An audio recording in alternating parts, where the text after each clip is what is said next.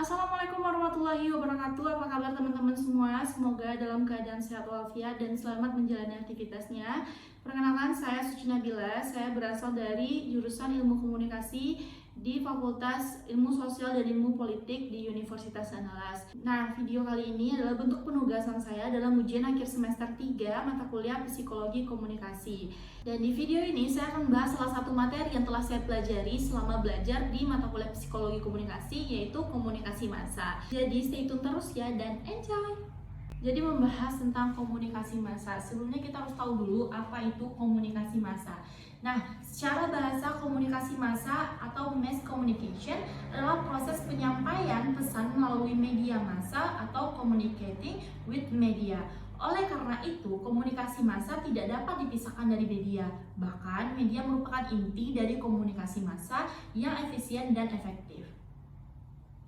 Inilah sebabnya menurut Little John pada tahun 1992 tidak ada yang bisa memisahkan media dari proses komunikasi massa karena hanya media yang dapat menghubungkan sumber informasi dengan khalayaknya, baik sebagai individu maupun sebagai institusi sosial. Nah, komunikasi massa dapat didefinisikan sebagai proses komunikasi yang berlangsung di mana pesannya dikirim dari sumber yang melembaga kepada khalayak yang sifatnya massal. Nah, ini tuh terjadi melalui alat-alat yang bersifat mekanis seperti radio, televisi, surat kabar, dan film. Nah, adanya komunikasi massa menggunakan media massa pasti ada efek dong dari kehadirannya sebuah media massa. Nah, apa sih efek dari kehadiran media massa? Efek diketahui melalui tanggapan khalayak, respon audiens yang digunakan sebagai umpan balik atau feedback. Jadi, feedback atau umpan balik ini merupakan sarana untuk mengetahui efek. Ada 3 dimensi efek komunikasi massa. Yang pertama kognitif, yang kedua efektif, dan yang ketiga ada behavioral atau konatif. Nah, efek kognitif meliputi peningkatan kesadaran, belajar, dan tambahan pengetahuan. Sedangkan efektif berhubungan dengan emosi, perasaan, attitude atau sikap. Dan sedangkan behavioral atau konatif berhubungan dengan perilaku dan niat untuk melakukan sesuatu menurut cara tertentu. Nah, langsung saja kita membahas dari ketiga efek ini, yaitu yang mulai dari yang pertama, efek kognitif komunikasi massa. Nah, efek kognitif terjadi bila ada perubahan pada apa yang diketahui, dipahami, atau dipersepsikan oleh khalayak atau audiens. Dalam efek kognitif ini akan dibahas tentang bagaimana media massa dapat membantu khalayak dalam mempelajari informasi yang bermanfaat dan mengembangkan keterampilan kognitifnya. Dalam komunikasi massa, efek kognitif erat kaitannya dengan nilai yang bersifat informatif. Efek kognitif mengkaji bagaimana khalayak mendapatkan informasi dan mengembangkan keterampilan kognitif atas bantuan dari media massa. Media massa berhasil disebut sebagai perpanjangan alat indera karena menyajikan informasi terkait benda, orang, ataupun tempat yang belum pernah dikunjungi secara langsung. Realitas media massa ini kemudian disebut dengan realita yang sudah diseleksi. Selain efek kognitif, media massa juga menyajikan efek prososial, yaitu efek yang mampu memberikan manfaat bagi masyarakat sesuai dengan harapan masyarakat. Kita lanjut ke efek yang kedua, adalah efek efektif komunikasi massa. Nah, untuk efek ini kadarnya lebih tinggi daripada efek kognitif. Tujuan dari komunikasi massa tidak hanya sekedar memberi tahu khalayak tentang sesuatu. Nah, tetapi lebih dari itu, khalayak diharapkan dapat turut merasakan perasaan iba, terharu, sedih, gembira, marah, dan sebagainya. Efek afektif merupakan efek yang mempunyai hubungan dengan perasaan. Nah, komunikasi massa sangat berefek kepada perasaan atau hati seseorang. Efek ini mampu membentuk dan merubah sikap seseorang. Efek afektif ini juga mampu merangsang emosional dan rangsangan seksual. Nah, berikut faktor yang mempengaruhi terjadinya efek afektif komunikasi massa. Nah, berikut faktor yang mempengaruhi terjadinya efek afektif komunikasi massa. Yang pertama, pembentukan dan perubahan sikap. Joseph Clapper menyimpulkan ada 5 prinsip pengaruh media massa yang berhubungan dengan pembentukan dan perubahan sikap, yaitu sebagai berikut. Pertama, pengaruh komunikasi massa yaitu faktor-faktor personal, proses selektif, dan keanggotaan kelompok. Kedua, karena faktor-faktor inilah komunikasi massa dapat berfungsi memperkokoh sikap dan pendapat yang ada, walaupun terkadang fungsinya bisa sebagai media pengubah atau agent of change.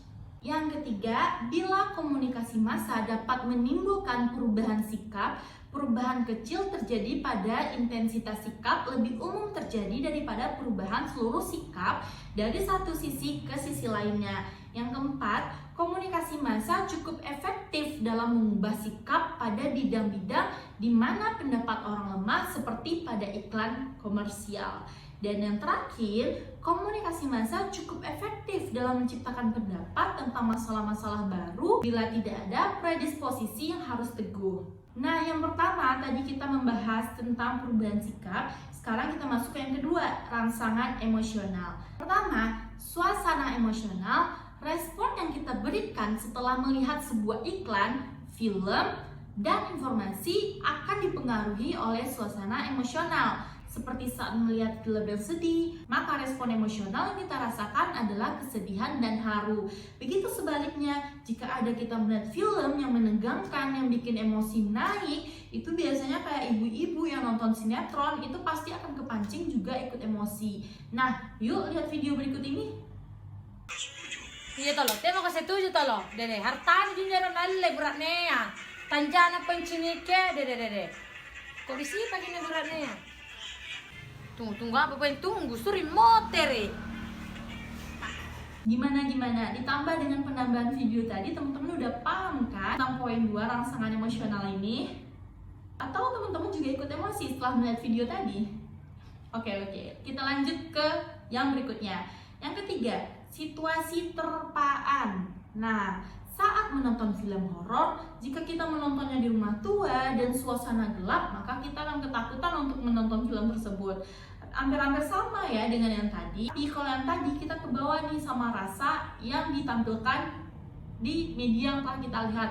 Kalau ini tuh sesuai dengan situasinya. Kalau kita nonton film horor dan kita nontonnya sendiri di rumah yang gelap, pasti kita takut untuk menonton.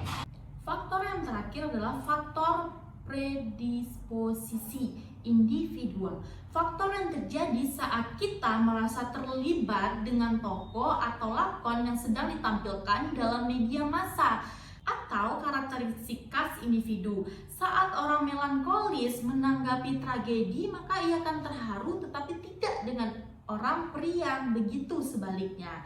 Dan kita lanjut yang ketiga, tadi udah pengubah sikap. Yang kedua ada rangsangan emosional, dan yang ketiga kita membahas tentang rangsangan seksual. Rangsangan seksual terjadi karena adegan-adegan yang merangsang yang ditampilkan dalam media massa. Biasanya yang dipertontonkan adalah bahan erotis yang terdapat pada film, televisi, majalah, dan lainnya.